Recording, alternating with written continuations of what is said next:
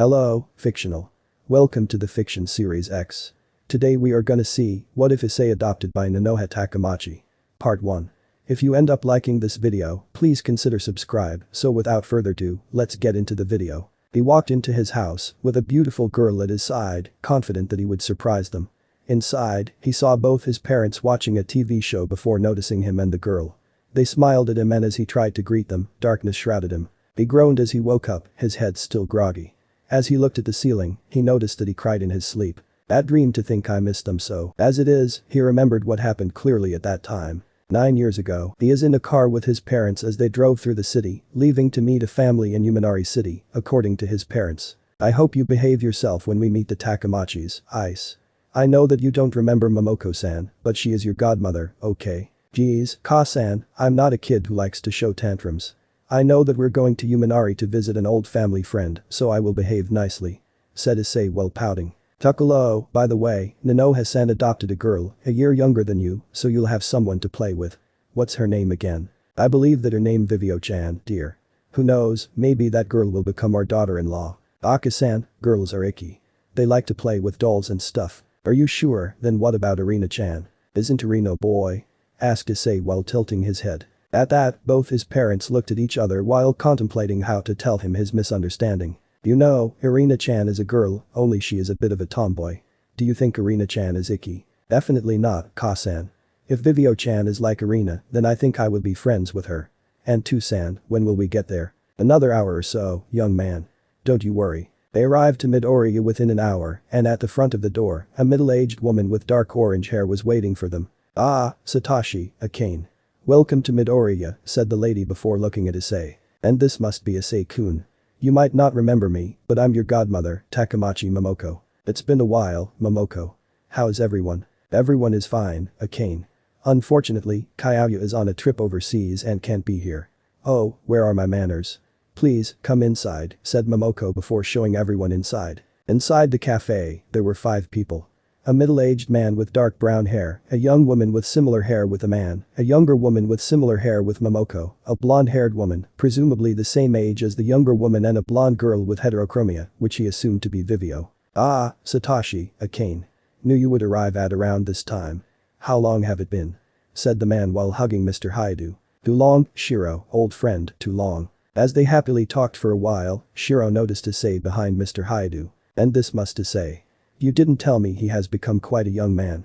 Hello, Issei-kun, you can call me Shiro. Be pleased to meet you, Shiro Oji-san. Tuckle, you don't need to be so nervous, we won't bite, said Shiro before looking at the younger woman while smirking, but Nanoha might. Ooh, Tu-san. I'm not that bad, pouted Nanoha. Tuckle, well, it can't be helped with your nickname being the White Devil, said the blonde woman. Moo. Not you too, Fate-chan. They must be best friends, thought Issei. Fate mama is right, Nanoha mama, said the blonde girl. Vivio, not you too. Wait, did I heard that wrong? Thought Issei before his father asked. Wait a minute, did I heard that Vivio-chan calling both of you, mama? Hi. Vivio has 2 mamas. Nanoha mama and Fate mama, and I love them both. Said Vivio happily before tilting her head, seeing the shocked Hyoudou. Is something wrong? No, nothing's wrong, it's just that it is uncommon for 2 women adopting a child together, that's all, said Mrs. Hyoudou. With that, they began talking with each other, and immediately after that, both Issei and Vivio became friends.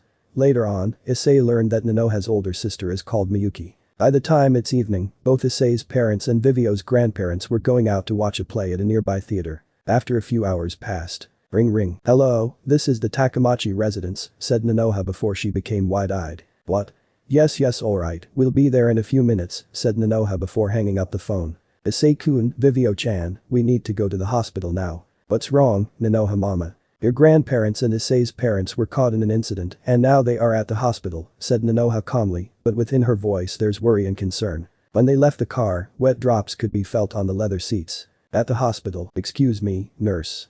Can you tell me where's the room for Mr. and Mrs. Takamachi and Mr. and Mrs. Hyoudou? Asked Nanoha. Yes, the Takamachis are at room 205, while the Hyoudou's at the operation theater. What happened to Otu-san and Aka-san? I'm sorry, it seems that they are in a serious condition. They were heavily wounded. As the show ended, one of the audience began shooting like crazy, and many people were wounded by him before being subdued by Mr. Takamachi. In the end, Mr. Takamachi was wounded at his left arm while Mrs. Takamachi was shot at her leg. Thankfully, they are only lightly injured, said the nurse as Issei began to cry. You need to be strong for them, Issei-kun. The doctors are doing their best, so please don't lose hope, said Nanoha while hugging the crying Issei. At that, both Issei and the Takamachis were waiting at the operation room throughout the night. Then, a doctor came out, prompting both Nanoha and Issei to wake up and hurry to the doctor. Sensei. Sensei, my parents are they? Asked Issei with hope before despairing when he saw the doctor's face. I'm sorry young man, but they lost too much blood before arriving. There's nothing I can do. I'm sorry. At that, Issei cried while being embraced by Nanoha before he slept from exhaustion. 2 weeks passed, and the Hyoudous were safely buried a week after the incident. Within that time, Issei became more and more withdrawn from everyone, including Vivio. Unable to bear looking at Issei like that, Vivio entered Issei's room. Issei-kun, said Vivio. Yes, Vivio-chan, responded Issei, lifelessly. Not this Issei. I want the old Issei back. But I'm Issei. No, you aren't. You're grim and sad. Yelled Vivio before slapping him. Where is the happy and bright Issei? Do you think your parents want you to be like this? They want you to be happy. After being told off like that, he woke up. She's right. Why am I so stupid? They would probably want me to live my life to the fullest if they were still alive. Thank you, Vivio-chan. Thanks for reminding me, said Issei while hugging Vivio. At first she was stunned, but she relaxed after a while. Glad to have you back, Issei-kun. With that, she left the room. Just after, Nanoha walked in, having seen the whole thing. Biggle looks like Issei is back to his old self again. Hi. I'm sorry for being stupid, Nanoha-san, but now I'm feeling better. I can see that and don't say that again. We're just human and we sometimes can be sad after losing our loved ones. It is normal for you to grieve, but I'm not here to talk about that. You see I have the rights to adopt you, said Nanoha with a smile. Really? I won't need to go to an orphanage. At the same time I will have a new mother and sister. Thank you. Thank you. Said Issei while weeping in joy. She expected that he would be happy, but she was a bit surprised with his reaction, seeing that he only known her for only 2 weeks. Hold on, I want to make sure that you won't regret it, so I would like to ask you a few questions, she said before looking at Issei at his eyes. First, you have to know that you will have no father, but 2 mothers, that is to say, me and Fate-chan. Do you mind that? At first, I think it will be weird, but I'll get used to it, he said with confidence. Okay. Before I ask you the second question, I have to tell you something, she said seriously, I'm a mage. I want to believe you, Nanoha-san, but it's hard without proof. Can you show it to me? I thought you'd say that, so I will show you, she said, touching her necklace. Raising heart Exilian. Set up. Stand by. Ready. Set up. After that, pink light emitted from where she stood, and after it faded, Nanoha was in a white dress-like outfit while holding something like a spear. She's actually a Mahou Shoujo. Thought Issei as he saw proof that magic was real. I hope that's enough proof for you, Issei, she said, sporting a grin after looking at his reaction. You see, there's a magical military organization called the Time-Space Administration Bureau, and I work and lived at the capital planet called Midchilda, so you will live with us there. You also have a strong magical potential, so you can enter a magic school and, if you want, join the military. Do you? Nanoha-san, you're telling me that I will have a family, living on a more technologically advanced world, and probably will become a good mage. It's like becoming a superhero like in those shounen manga. How could I say no? Said Issei with a grin after interrupting Nanoha. But that Nanoha hugged him with tears of happiness in her eyes. I'm so glad. With this, welcome to the Takamachi family, Issei. After reminiscing for a bit, he remembered that he was holding something in his left hand. He turned and saw a 15-year-old blonde girl, in a cute pink pajamas, sleeping peacefully at his side. Then he remembered that both of them were so excited yesterday that they talked until both of them were sleepy. He chuckled before letting go of Vivio's hand and gently caressed her hair. Because of you, I now have a good family. He then sat up and went to wash up his face, before noticing that the time is just over 4:30, which caused him to wince, seeing that he's usually a deep sleeper. After changing his clothes, he went and take a crimson bracelet that has an emerald gem at the middle, with a design similar to a lizard eye. Morning, Dreg. Morning, Ibu. Got plenty of rest today. The bracelet is actually his magic device, though it was not a normal one at that. In fact, the device was derived from a powerful lost Loja. Who knew that he was inside me all these years? 3 years ago. In 6 years, he learned magic at a prodigious rate, making him one of the best young talents in his year. Unfortunately, he seemed to have a device problem as any device he used either wouldn't let him use his full potential, overheated before exploding, or both.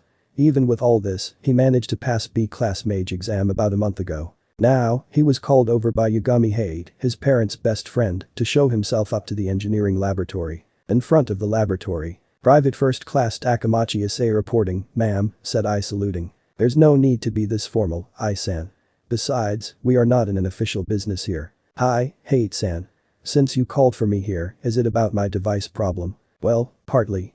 Sherry's got something, but even I have no details about it, she said while walking into the lab. Inside when they enter Sherry's office, they saw Sherry, Shamal and Nanoha there. Good morning Sherry-san.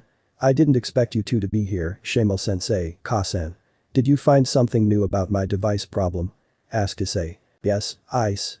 Somehow we found out that it's something to do with a lost loja, Nanoha explained. Lost loja? But I never got near one, let alone having one, so how? Well, this isn't entirely true. You see, when I examined you few weeks ago, I discovered something. It seems that you have a lost loja inside your body. That means you're a living lost loja like Hade, Shamal explained. What? But how?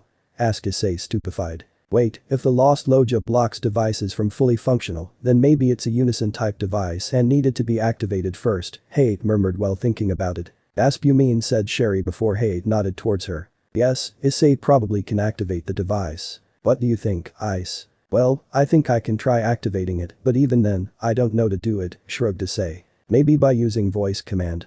Even if it's an ancient device, it is still a device, Sherry suggested. It's worth a try. But I think it's better to do it outside, as we don't know how large the device can be. But that said, they left the building together and arrived at a large field just beside the building. Okay, I will start now. Unison out. Huh, didn't work. Maybe it's not a unison device. How about this? Lost loja. Set up. At that, there is a flash of red light at his left hand before fading out. That was a close one, Ice. Try another one, Nanoha giving an encouragement. And what's next ought to say before suddenly, the word boosted gear appeared in his head. Okay, let's try this one. Boosted gear. Activation. At those words, his left hand flashed red light and after fading, a red gauntlet with a green jewel at the center and 2 golden spikes. Good work, Ibu. Only a few of my previous hosts can activate the sacred gear and at the same time, awaken me at his third try said the gauntlet in Japanese. What? Who are you? What kind of device and lost loja are you? Device? Lost loja? What are you talking about, Ibu? I am Drag, the Welsh dragon, the Crimson Emperor and the soul who was imprisoned inside the sacred gear, boosted gear, one of the 13 Longinuses. I'm sorry, Drag, but I have no idea what you're talking about. What? Don't tell me that you, who learned magic, don't know about the Longinuses. And then you're telling me you don't know anything about the magical community or the supernatural world. This shocked the people who were present there, before Nanoha recovered and asked Drag. Forgive me, but are you telling me that on Earth, there's a hidden magical community and a supernatural world? And you are? First Lieutenant Takamachi Nanoha, mother of your owner. Of course. There is the stupid biblical faction with their god that imprisoned me and my rival, the old mythical faction like those stupid Nordic gods and other supernatural beings like yokai, etc. I can sense strong magical powers within you, so don't tell me that you do not know what every magician on Earth knows. Drag, is it? If you can see from that boosted gear, can you look at the sky? As you can see, we aren't on Earth, said Hade. What? After that incident, Drake explained to everyone present about Earth's magical and supernatural community. Sherry then offered Drake and Issei to transform the boosted gear into a new type of device that she called Sacred Device. She explained that the device would have every abilities the boosted gear had and also some new ones, which both of them agreed to do. But the new discovery, the non-administrated world number 97, quickly became the object of conversation of the highest level.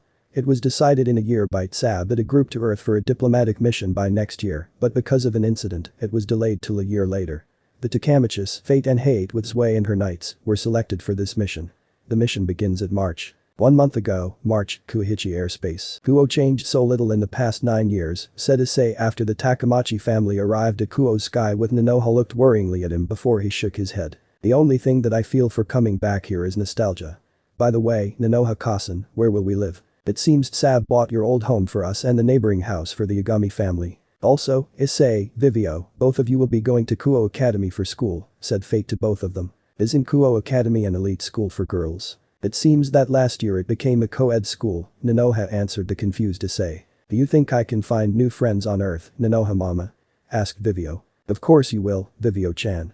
You're pretty, nice and strong so of course you will find new friends and I'm sure that every boy in school wants to be your boyfriend, teased Nanoha. Moo, Nanoha mama.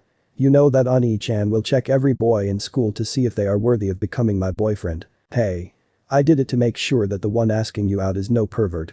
"Oh, and Vivi-chan, make sure you remember not to befriend your new friends like Nanoha-kasan did," said Issei seriously. "Ani-chan, I'm not like Nanoha mama.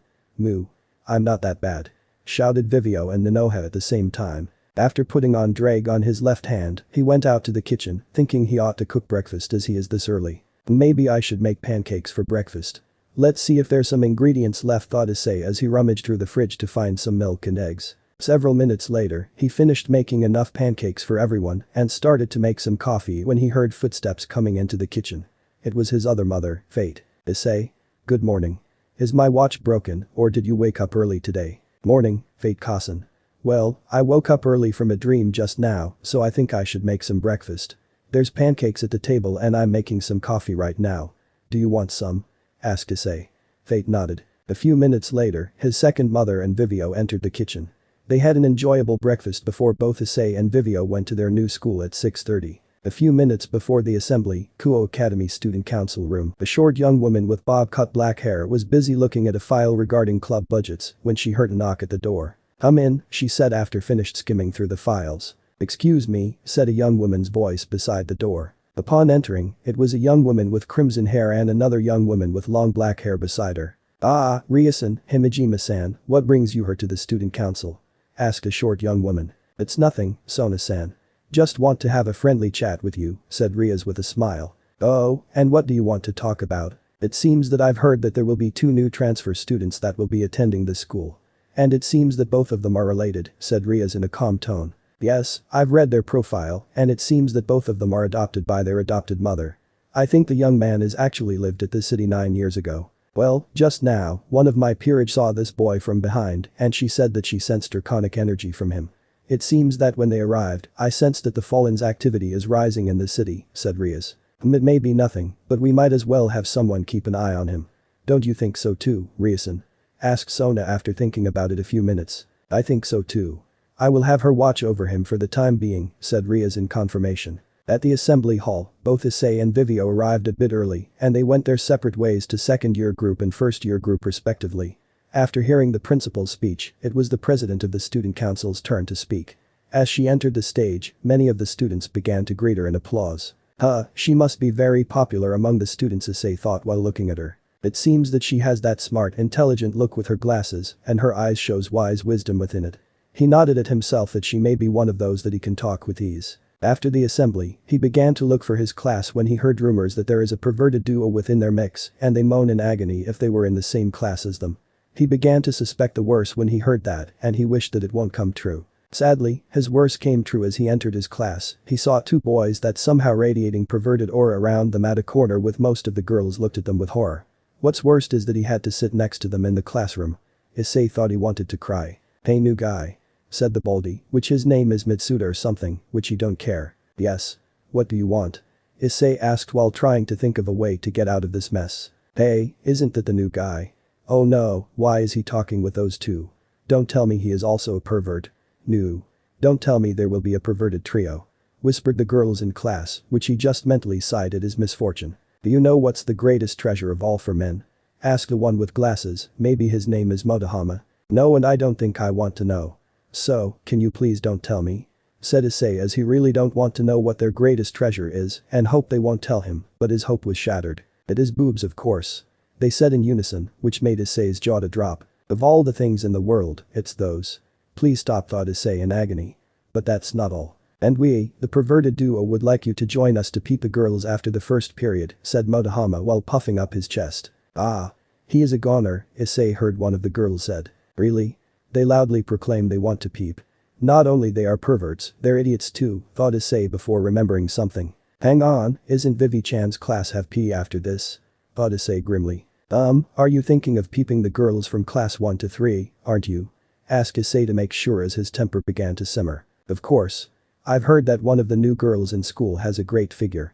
In fact, it may rival the 2 great ladies of Kuoh Academy too. As the matter of fact, I think her name is Takamachi Viv," said Mitsuda proudly before noticing that the atmosphere turned cold, which the point of origin is from the boy that they're talking to. "Can you repeat that again clearly?"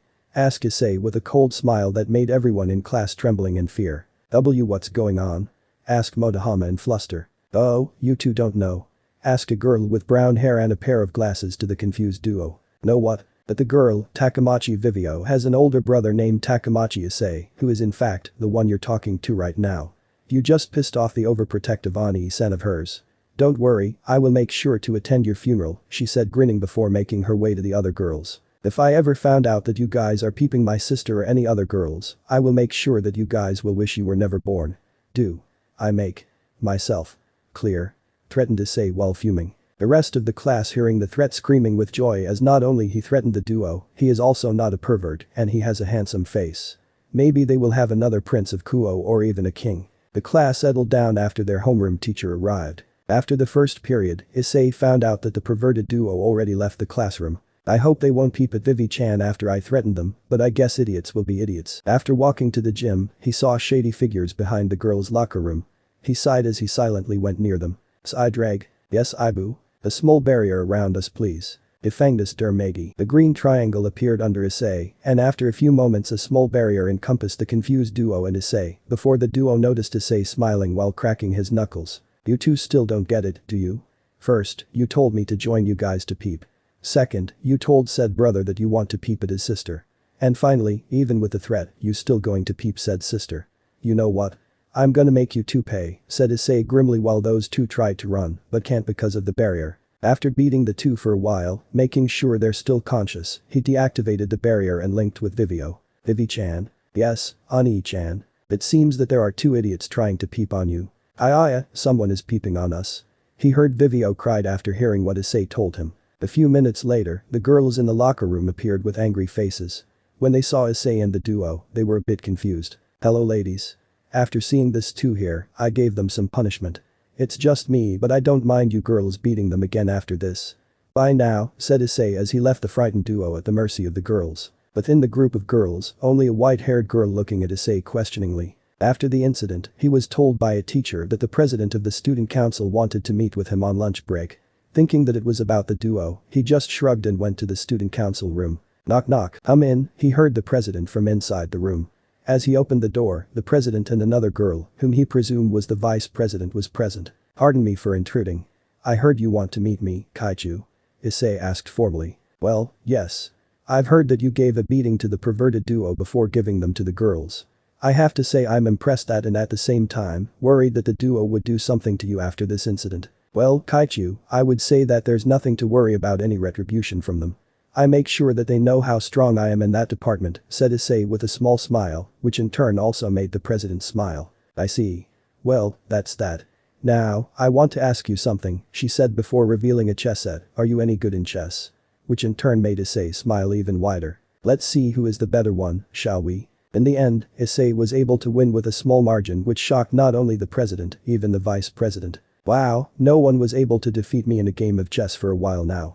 It seems you have a good head there," said the president. "Please, Kaichu. You almost won with that move of yours, if I didn't notice it sooner. You know your game well. I guess I will take it as a compliment.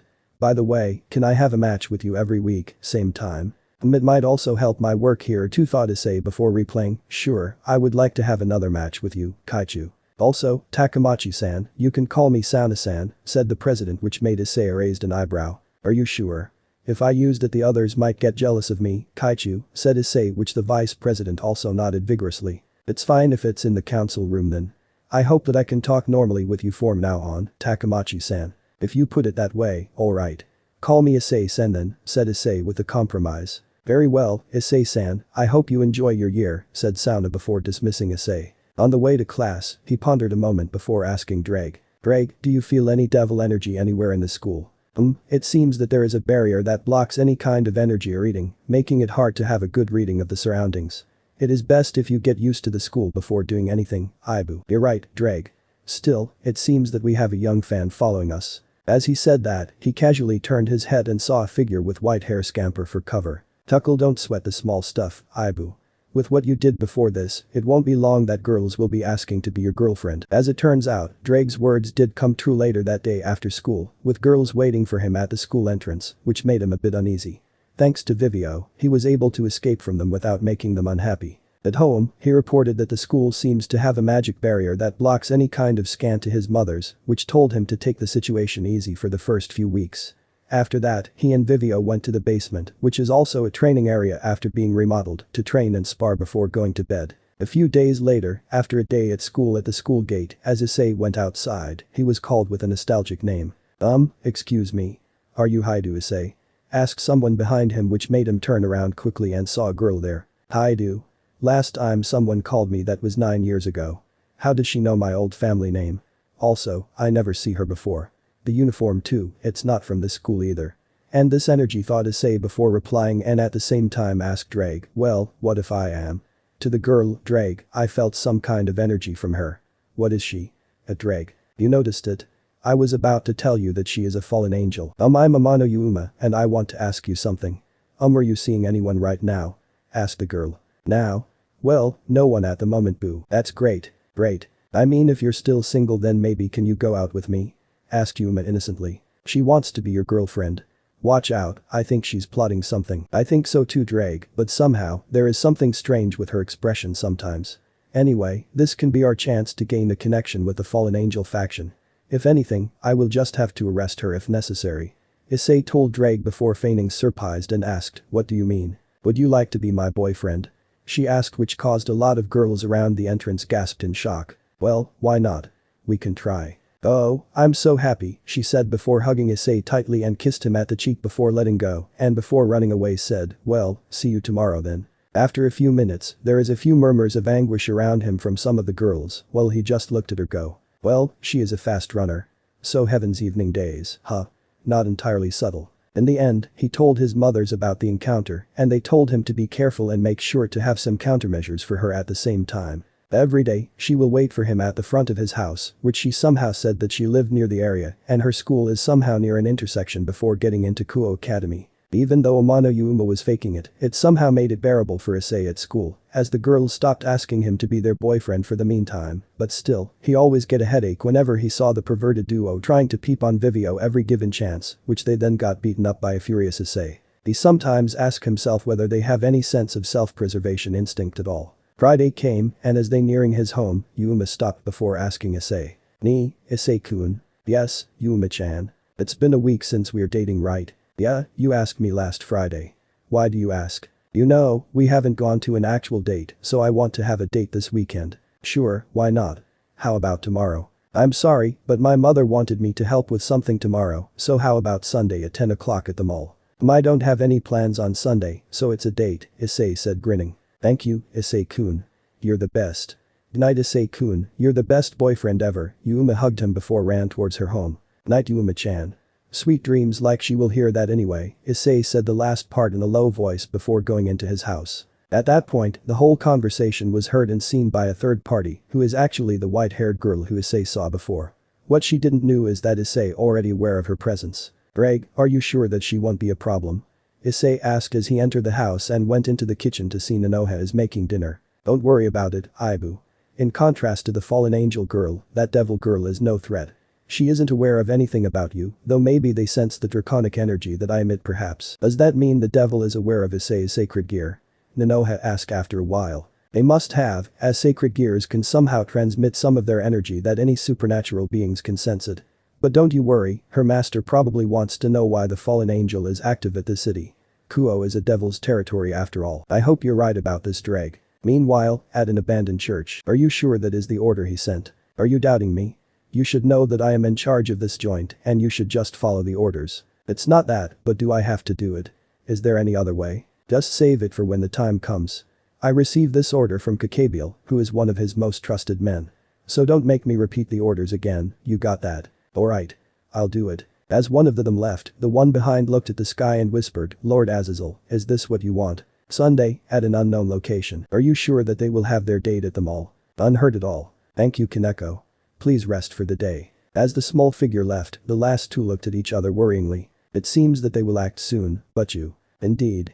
Sayakeno, make sure that my familiar give him one of the flyers. Very well, but you. I hope today won't end in a tragedy, the one left said the words with a grave premonition. Guomal, few minutes before the appointed time. Made it before the appointed time.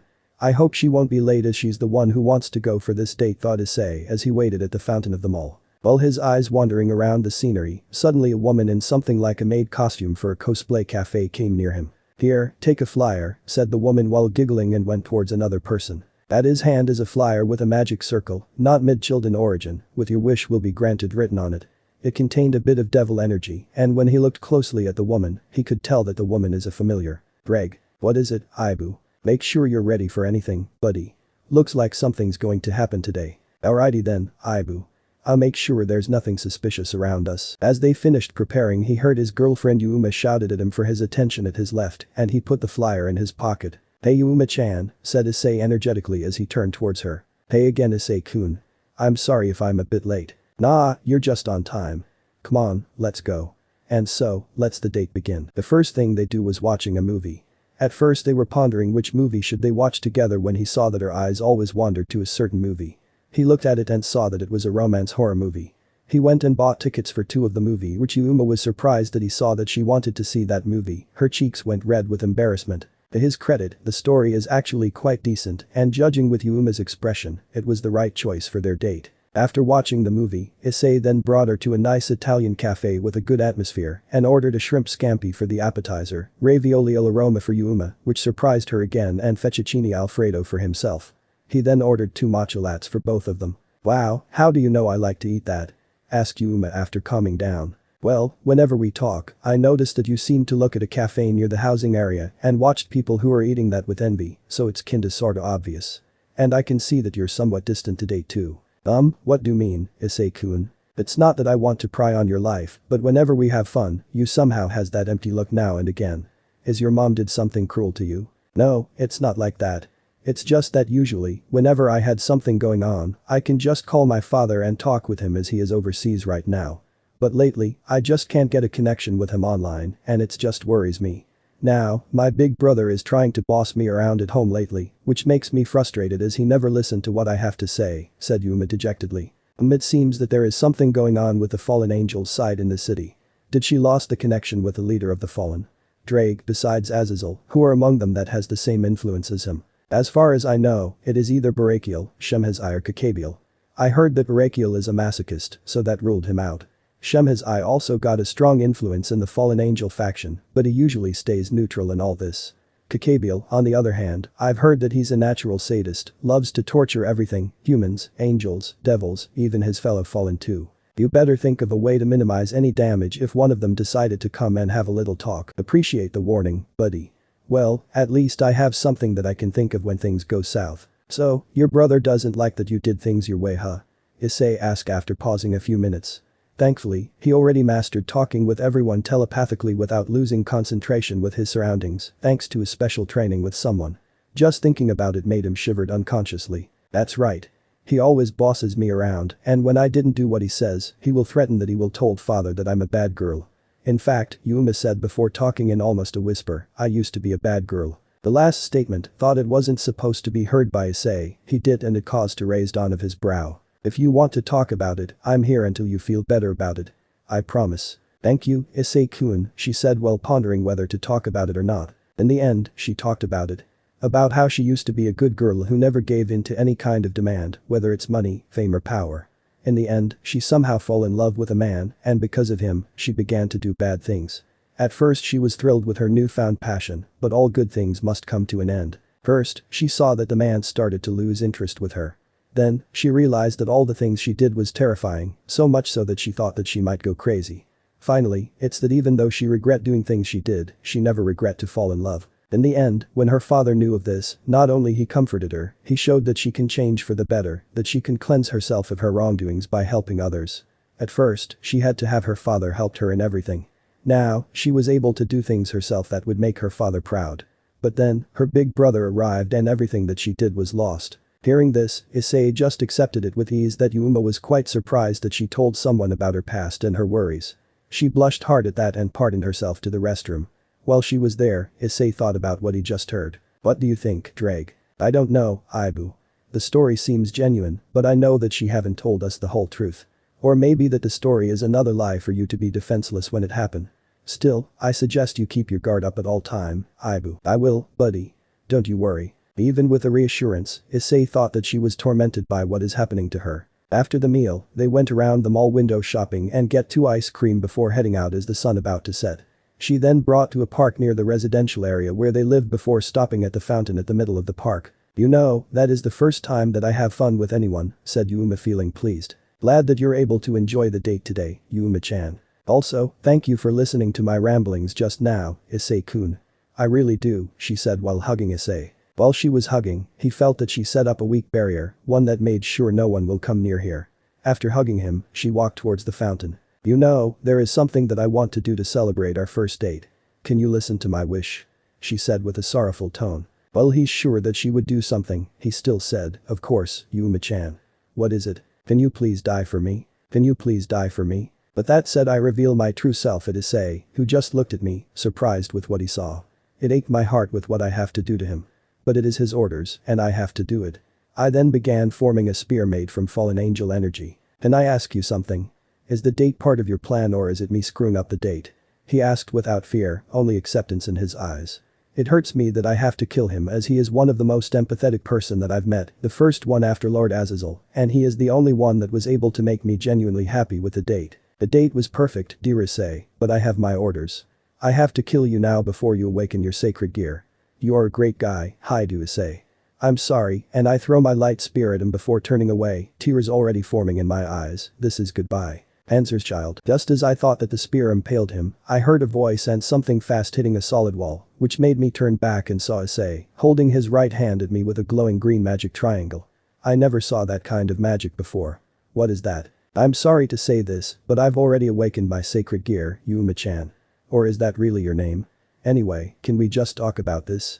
I really don't want to hurt you," he said it calmly as I was still shocked that not only he is unharmed, he also said that he already activated the sacred gear in him. "No, it is my order and I have to do it. I'm sorry, Issei, but I can't back down. So I guess it can't be helped. Drag. Barrier. Defangness der Magi. I'm sorry, but Amano Yuma, in the name of Time-Space Administration Bureau, you are under arrest for trying to kill a mage under the Bureau. The barrier won't let you out until I let you or you kill me. Surrender or I will have to use force," Issei said with an authoritative tone. Time-Space Administration Bureau. And he's a magician. But he never gave any energy signature that magician usually emitted. "This is bad, I need to get out of here before he captures me. I can't fail this. He is the only one that I care about. I will do it for Lord Azazel." I shouted and began throwing light spears at him. The number of spears are staggering, but somehow, he was able to dodge every single one of them with ease, causing me to panic and flew upwards while throwing more spears. I thought I have a fighting chance when I flew, but it was dashed as he also flew, and as he came near me, he gave me a sharp punch towards my solar plexus, causing me to feel faint. As I lose my consciousness, all I see is his face filled with sympathy. "Way to go, Ibu. Looks like you're able to beat her," Drake said after Issei deactivate the barrier. "It's not surprising that I don't need to use any of my magic as she is still weak comparing to what I have to practice with. So, what would you want to do with her?" "I guess I have to call in some backup," he sighed before making a link with his mother. "Nanoha-san." "Yes, Ice. Did you enjoy your date?" she said while grinning. He bet. "Well, the date went smoothly, but then she said that she have to kill me. I was able to beat her without using any magic now and have apprehended her. So I want someone to take her away now." "Okay, I will bring along Hate for this. Where are you at the moment?" "I'm at the park near our residential district." "Got it. We will be there soon. And Ice, I'm proud of you." Nanoha had disconnected from their link and he waited for them to arrive within a few minutes. As Nanoha and Hate landed, they looked at the unconscious Yuma. "Is that her?" asked Hate. "Yes ma'am. What would you do with her now?" Well, she tried to kill you, and judging with how you look right now, I will put her into the brig in Wolfram for now. I will interrogate her when she fully conscious," Hate spoke with authoritative tone. Seeing that, Issei was pondering whether to ask her or not, but it seemed that she was able to know what he was thinking. "Very well, when I interrogate her, you will be there to help with it. Do I make myself clear?" "Yes, ma'am, and thank you," Issei said before Hei teleported to Wolfram with the prisoner. "So, how do you want to go back home, Ice?" asked Nanoha, but before he can answer, a warning from Raising Heart sounded. "Master, I'm detecting 2 energy signatures coming to this area." "Huh? On which direction, Raising Heart?" "They're coming from the Cow Academy direction and will be arriving in 10 seconds." But that announcement, they looked at the direction and saw 2 figures coming towards them behind the trees. When they approached towards them with surprised face, Issei couldn't believe on what he's seeing. "Gremory-senpai, Himejima-senpai, what are you doing here?" When Ria said that the flyer is still inactive for 5 minutes, she started to get worried that Takamachi-san could be killed. She started that she wanted to check on him quickly before the time runs out, but I told her that it was dangerous going alone. In the end, I went with her to the park where the flyer's signature is found. When we get there, I was surprised that there were two figures standing, one is Takamachi-san, and the other is a woman who I think is Takamachi-san's acquaintance. I felt relief that he is still alive. Then, this happened. Gremory-senpai, Himejima-senpai, what are you doing here? Asked Takamachi-san while going into what I think is a fighting stance, with the woman doing so too. I was about to ready my lightning when Ria spoke. Takamachi-san, you're alright.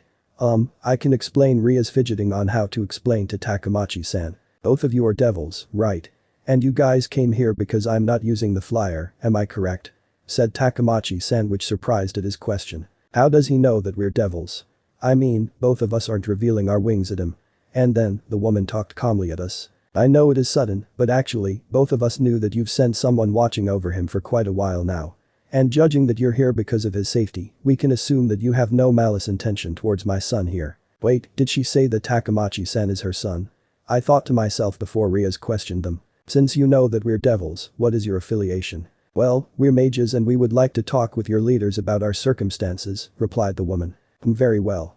Takamachi-san, I will send someone to you to bring you to the occult research club tomorrow, so I hope that we can discuss what you want to talk about. That's considerate of you, Gremory-san. I will be at school tomorrow then, said Takamachi-san before bowing. He and his mother then left the park with us still in shock with what transpired. Did they say they're magician, Akeno? Riaz asked. I thought my ears betray me, Riaz, but I definitely heard them say that. It seems, our new school members are quite interesting, I said with a thin smile before both of us returning to the school. In the end, that day ended with just an introduction towards the devils who were living there. The next day, as Issei and Vivio arrived at the school gate, many girls pondered at this when they saw Issei was without his girlfriend, and then rumors going around that his girlfriend dumped him, causing the usual acts of flirting with Issei resumed again. By lunchtime, many girls tried to ask Issei out, causing him to run away to the student council room, which he saw Sauna was tidying up the files with the vice president, whom he knows as Shinra Tsubaki. Oh, do you girls need any help? Ah, Issei-san. Please do. There's a lot of stuff that I need to sort through. After they sort the files, Sauna and Issei began their third chess match. While they're playing, Sauna dropped a bomb at Issei. So, I've heard that the president of the Occult Research Club wants to talk to you, Issei-san. News travels fast around here. Did she told you about it? Issei asked calmly. Well, I've heard it from the vice president, indirectly anyway. So can I ask you a question? What did you do to her that she wants to talk with you? Oh, that must be because she saw me broke up with my girlfriend, which the rumors are actually correct, said Issei with a shrug that caused both Sauna and Tsubaki to flinch. Wait, you've broken up with your girlfriend? That's the truth? Asked Tsubaki. Well, yeah. It seems that she had to go away to stay with her father. She was heartbroken around then, but I comforted her and said that she will meet someone who is better than me there. And, checkmate, said Issei with finality when he put his queen at Sauna's king with no room to move. Really, you made me lose focus there, but I did try to make you lose yours first, so that's fair, I guess. Well, if it's just that, then thanks for the game, Sauna-san. Hope to have another match later next week. But that he left the room and within minutes later a knock was heard and Riaz entered after her confirmation. Yes, Riaz, what can I help you with? Sona, after this, can you meet me in the Occult Research Club? Is there something wrong? Well, it seems that I will meet a magician, and I need your help with explaining things to him. Wait, you met a magician that isn't affiliate with any organization? Sona asked in surprise. Yes, and it seems that his family are also magicians. I would like you to help me with this. Sure, I will help you out then, Sona said with a smile before remembering something. Wait, isn't Issei-sen supposed to meet with Riaz later? The class, while he was busy with his notes, he heard squeals coming from the class door, and when he looked up, he saw a handsome blonde boy there, whom he knew as Kibayudo, another second-year student from another class. When he came towards his seats, he heard many disturbing things mentioned by the girls, like shipping or something like that. Are you Takamachi Issei? Kiba asked. Well, yes I am. So what can I help you with? But you sent me to take you there. But you? Gremory-senpai, said Kiba with Issei nodded in understanding. Ah, Gremory-senpai did mention it. Well then, lead the way, Kiba-san. When they left the classroom, he heard many squeals of Hyoudou Issei pairing that it makes him shivers in disgust. Sigh really, those girls, how do you stand with all those nonsense? Said Issei out of the blue while they're walking through the hallway. I don't, actually. I learned that it's best just to ignore it. At the front of the orc room. Kiba knocked at the door and announced that he bought Issei there. Please come in, said Riaz inside with Kiba opened the door and show him inside. Inside he saw runes, glyphs and spells in different languages all over the room, except at the middle of the room, where he saw a magic circle of non-mid-children origin, which he thought was used by the devils. Around the magic circle was a desk and few sofas. On one of the sofa he saw a petite white-haired girl, which he knew the one who followed him every day, and according to his sister, her name is Hyoudou Kaneko. He was surprised that he saw surprised Saona-san and Shinra-san at the opposite sofa where Kaneko's sitting, and Rias is sitting in a sofa in front of him with Akeno handing out teacups at those who were present there. "Ah, Takamachi-san, please sit. We've been expecting you," said Rias with a smile. As he sat at the sofa opposite of her, Akeno then graciously put a teacup near him. "Thank you, Himejima-san. And I didn't expect Saona-san and Shinra-san to be present here. I never thought that you're a magician either, Issei-san," said Saona a bit confused. At that statement, he looked at Rias for confirmation, and she nodded before saying, "Yes, both of us are actually high-class devils. So both of them are devils. Does that mean everyone in the student council and this club are also devils?" He thought to himself. "Anyway, I would like to introduce myself again. My name is Rias Gremory of the Gremory clan, one of the 72 pillars," said Rias in a noble fashion. "I believed you met Kibayudo, my knight, and this is Hyoudou Kaneko, whom I guess you've known her for following you before, is my rook. And I'm Himejima Akeno, Rias' queen," said Akeno after standing beside Rias. As he looked at the situation dumbfounded, he then turned his attention toward Saona and Shinra for some answers. "Well, since the cat's out of the bag, I will tell you who I really am. As you know, my name in the school is Shitori Saona, but my real name is Sona Citri of the Citri clan, also one of the 72 pillars. And besides me is my queen, Shinra Tsubaki," Sona said with Shinra bowed in acknowledgement. "I know that you have a lot of questions, but can I know who or what you are again, Takamachi-san?" Sona asked in a serious tone. "Okay, what's going on? Knight, rook, queen. And how did I not notice the name Gremory? I remembered that Drake told me that the name is one of the 72 pillars of the devils. Better keep this as usual then," thought Issei as he immediately calmed down. "Okay, as you know, my name is Takamachi Issei, and I'm actually a mage. You might be wondering why that I didn't contact any of you when magicians usually seeks devils, am I correct?" he asked and the devils nodded in agreement. "Well, my family actually lived in an isolated place where no supernatural beings were present and it can only be entered by humans only. The only reason that we've learned that you guys are real is because of Drake," he explained, which caused both Rias and Sona's brow to raise. "Drake, you mean your sacred gear? You've awakened it?" asked Sona. "Yes, if you want, I'll show you." Drake, gauntlet form. Without barrier jacket. Pancha form. At his arm, emerged a crimson gauntlet with an emerald jewel affixed at the center of the gauntlet and 2 golden spikes. The arm was also coated with plates to the shoulder, making it look like he was wearing part of an armor. The gauntlet also spouted what looks to be a retractable mechanism below the jewel. This stunned both the devil heiresses. "Boosted gear? But the form is quite different than what I learned," said Sona exasperated. "Shoot, I forgot that both of them might know about boosted gear's original form. Well, what's done is done. So, is it some kind of balance break?" "No, it is not, heiress of Citri. It is just that he has certain qualities that made it happen, and even I didn't know about it." "He must be Drake, I presume?" Citri asked after calming down. "Yes. When I awakened by my partner here, I was shocked to see that he and his family didn't know about you guys, and they agreed to come here after debating if it's beneficial for everyone or not. I would like to say is I hope you devils can aid my partner here as he has many questions. So, Ibu, carry on. So, anyway, I would like to ask you something that piqued my interest just now. You said that Kiba-san is a knight, Hyoudou-san, rook and both Himejima-san and Shinra-san queen. What do you mean by that?" "Oh, yes. What I meant is that there are in my peerage. We devils used evil pieces to use to turn humans or any other beings into reincarnated devils. It can also be used to revive those who are dead or on brink of death. In return, they will serve the king as servants to protect and aid them when needed," explained Sona towards Issei, while showing an evil piece. "What's with that incredible device? If only Prisi Basan knew about this, Alicia Abasan might be alive today and Fate Kasan won't be hurt. This evil piece can be considered lost loja with its ability to resurrect dead people, even if they have to be a devil. Forging a connection with them might be beneficial for Tsab after all, thought Issei when he heard the explanation. "Speaking of peerage, there is something that I want to ask you too, if you don't mind. Would you like to join my peerage?" asked Rias before Sona could ask him herself. "It is a nice offer, but I have to decline. After all, I only wanted to talk with you all to know more about supernatural beings anyway." "But, can I join the club?" asked Issei after seeing Rias look down. What do you mean? If I join, I might be able to help you guys with whatever problem that might occur which require my help. This also applies to the student council too." "Well, that's fine then. Even if you aren't one of my peerage, I would like to welcome you to the Occult Research Club. Glad to have you on board, said Riaz after thinking it through. As they almost finish up the meeting, he got a call from Fate. Ice. Yes, Fate-Kasen. It looks like the girl's awake now. Are you on the way home? Yes, I just finished with my meeting with the Devil Group, so I will be coming home soon. Excuse me, but I just remembered something important to do, so I hope you don't mind I leave early today, but you. Sure, you may leave early today, Issei-san. Take care. See you later, but you, Sona-san.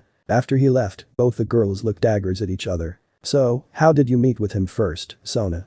Said Riaz smiling evilly. And how did you come out to ask him to join the peerage, Riaz? You don't know him that much, you know, Sona said with venom in the words. Both of them then began to laugh, which caused their peerage to tremble for a bit. Umas. Pav. As I opened my eyes, the first thing I saw is the ceiling. It looked strangely futuristic and kinda cramped. Then I remembered that I lost the battle with Issei. I opened my eyes wide and looked at my surroundings to see that I'm inside a room of some sort. It reminds me of a jail cell in those sci-fi movies. What's going to happen to me? I thought to myself as I tried using my fallen angel's power, but somehow, whenever I tried summoning the power, it immediately disappeared, causing me to panic. Then I heard a female voice inside my head. Ah, it seems you've awakened, Angel-san. Who's there? Show yourself. I demanded, knowing it's futile, but somehow she was beside the door of the cell before she removed the door. I see that you still have your wits around. That's good. The said person is actually a huge wolf, and behind her is a person, wearing what seems to be an armor. Lieutenant Colonel Yugami and 2nd Lieutenant Takamachi wants to talk with you. We will bring you to a room now. We will bring you some food in there, said the wolf before turning, which made me follow them. Along the way, I noticed that there are a lot of people wearing the same uniform that makes me wonder if I'm in a military installation or something. As we arrived at the said room, I wondered if they're trying to interrogate me here. After giving me a meal, I heard a voice coming from the door. This is Lieutenant Colonel Yugami and 2nd Lieutenant Takamachi, we would like to talk with you. I tensed up when I heard them coming in and was shocked to see Issei behind a woman with a short brown hair. As they come closer, I noticed that Issei was wearing a uniform too. After watching me for a minute, both of them looked at each other, and the woman, I presume to be Yugami, gestured Issei to sit across me. Uma-san, I'm glad that you're fine, though technically, I'm the one who wronged you, said Issei with guilt within it. Well, if you're the one who wronged me, then why did you bring me here? After I ranted him, he looked at me in a serious manner, which caused me to remember where I really am. Currently, you're at Sab warship named Wolfram, and the commandeer of the vessel is the her, he said while showing her. Actually, I'm here to help you. We're here actually on a mission to talk with all the magical and supernatural communities on Earth and wanted to create a diplomatic relationship between us, he said again in a serious manner. When I look at his face, I know that I can trust him and the woe lady behind him. In the end, I sigh and ask him, okay, I admit that you want to help, but can you tell me who and what are you? I mean he, without his sacred gear, was able to defeat me in seconds, while I have to use everything I've got just trying to escape that predicament. Who is he and how did he get so strong? After looking at each other, the lady nodded with Issei nodded in return before looking at me again. Alright, that seems fair enough. But please, can you tell me your real name? Asked Issei. It's Rainer. I don't have any surname, I said truthfully, and then, he began to talk. What he told me is beyond insane. I mean, a world with advanced magical technology. Worlds being governed by a military group. Ancient artifacts able to destroy worlds. And both he and the lady was said living artifacts. If Azazel haven't told me about how vast the dimensional gap and how little we know about it, I might just laugh at all of, but here, the proof is right in front of me. He would love to take apart everything that is on this ship, I tell you. So, do you have any questions?